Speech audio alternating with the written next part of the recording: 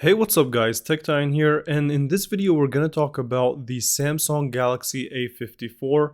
So this phone has been rumored to come out in January 18th, or at least be announced in January 18th, and according to the articles, a lot of them were saying that, but that is not the case.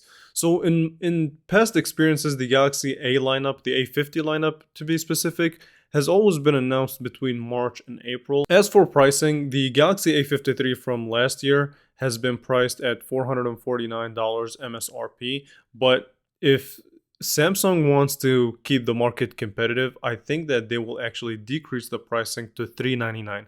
We'll see if that's true or not. I think that would be the right move if you want to push this phone and sell more units, because the budget market has been getting more and more competitive.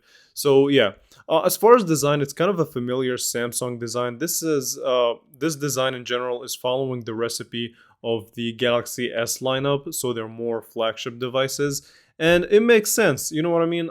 I think this is just something that Samsung has been wanting to do in the past, and that is make the design for all their smartphones, whether they're lowest budget or their highest end, be kind of familiar. You know what I mean? Doesn't really change that much as far as looks. Material wise, of course, it's going to change.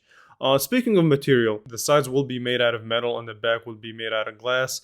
So yeah, as far as the camera setup, here's what we're looking at. So we're looking at another triple camera setup, with the main sensor supposedly being a 50 megapixel sensor with an 8 megapixel wide angle lens and a 5 megapixel kind of a telephoto lens, or maybe an 8 megapixel telephoto and a 5 megapixel wide angle. We'll see when that phone comes out. And you will also get a 32 megapixel front facing camera. So the camera seems to be promising at the most.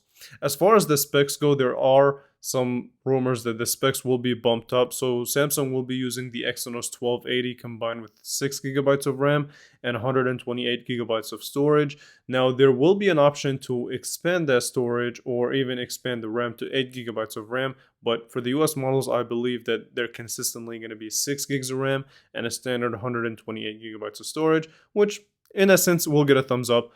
There have been leaked of benchmark scores, and from what I saw from the leaks, that it will benchmark higher. We'll see when we actually get a unit in-house and we'll actually test it out. And the battery is supposedly getting an upgrade from 4,900 milliamps to about 5,100. So that's a significant upgrade.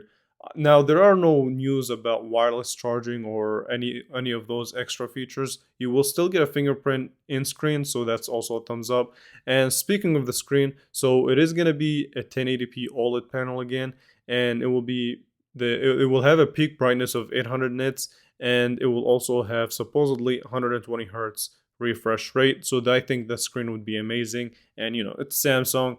I can't expect anything less, to be honest with you.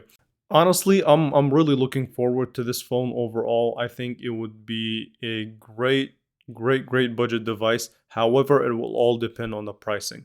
Like I said, if I was in Samsung's shoes, I would price it between 350 and 399. This would be a really great smartphone for that price. So we'll see how it goes. And yeah, thank you all so much for watching, and I will catch you guys in the next video. Thank you for watching.